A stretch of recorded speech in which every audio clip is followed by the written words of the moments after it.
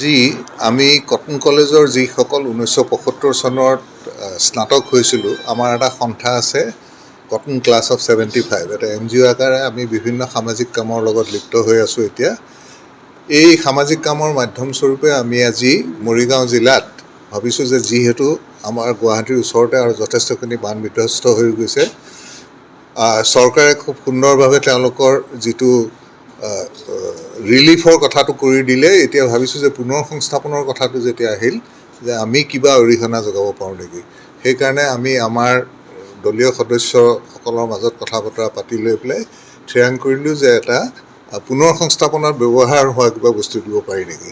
সেই সূত্ৰে আমি দুটা বাল্টি, প্ৰতিটো পৰিয়ালক দুটা বাল্টি, দুটা মগ, এখন ডাঙৰ ত্ৰিপাল, এখন ডাঙৰ আঁঠুৱা আৰু বান্ধিবলৈ ৰছী, আৰু লগতে আমাৰ মস্কিটো ৰিপেলেণ্ট, মহ খেদিবলৈ এই কাছুৱা তাছুৱা জাতীয় তেনেকুৱা ধৰণৰ বিভিন্ন, আৰু বিশেষকৈ মহিলাসকলৰ কাৰণে আৰু ছোৱালীবিলাকৰ কাৰণে চেনিটেৰী পেড যিখিনি দৰকাৰ হয় সেইখিনি আমি আজি মৰিগাঁও জিলা প্ৰশাসনক আমি দি দিছোঁহি। আশা ৰাখিছোঁ যাতে তেখেতসকলে বাছি লৈ পেলাই দুৰ্গতসকলৰ মাজত বিলাই দিয়ে। এইটো আমাৰ প্ৰথম পদক্ষেপহে। ইয়াৰ পিছত যদি প্ৰয়োজন হয় ক্ৰমান্বয়ে আমি আৰু সহায়ৰ হাত আগবঢ়াম।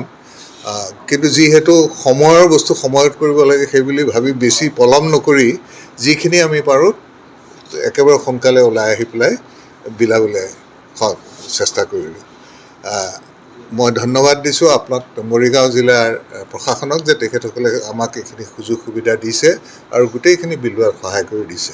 আৰু আপোনালোকলৈও ধন্যবাদ যে এই বাতৰিটোৰ জৰিয়তে আপোনালোকেও যদি জনাই দিয়ে তেনেহ'লে হয়তো আন এনেকুৱা ধৰণৰ মৰিগাঁও জিলাতে হওক, নগাঁও জিলাতে হওক, নাইবা গুৱাহাটীৰ ওচৰে পাঁজৰে থকা সংস্থাবিলাকে, যিটো গুৱাহাটীৰ ওচৰত মায়ং ইত্যাদি বান দুৰ্গত অঞ্চলতো আহি সহায়ৰ হাত আগবঢ়াবহি পাৰে।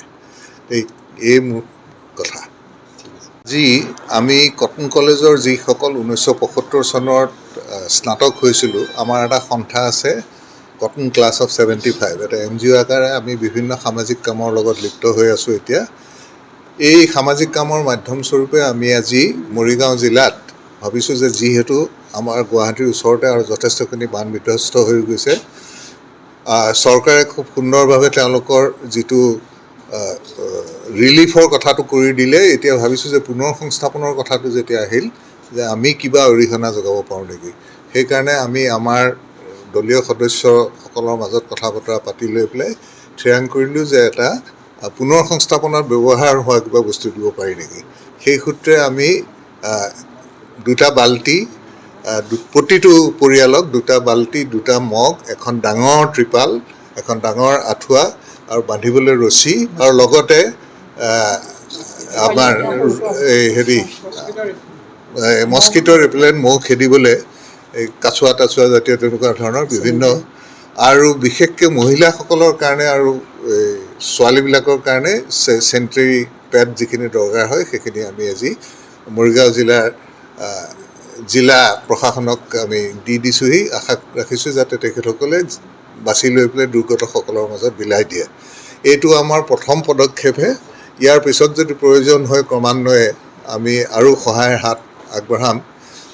কিন্তু যিহেতু সময়ৰ বস্তু সময়ত কৰিব লাগে সেইবুলি ভাবি বেছি পলম নকৰি যিখিনি আমি পাৰোঁ একেবাৰে সোনকালে ওলাই আহি পেলাই বিলাবলৈ চেষ্টা কৰিলোঁ।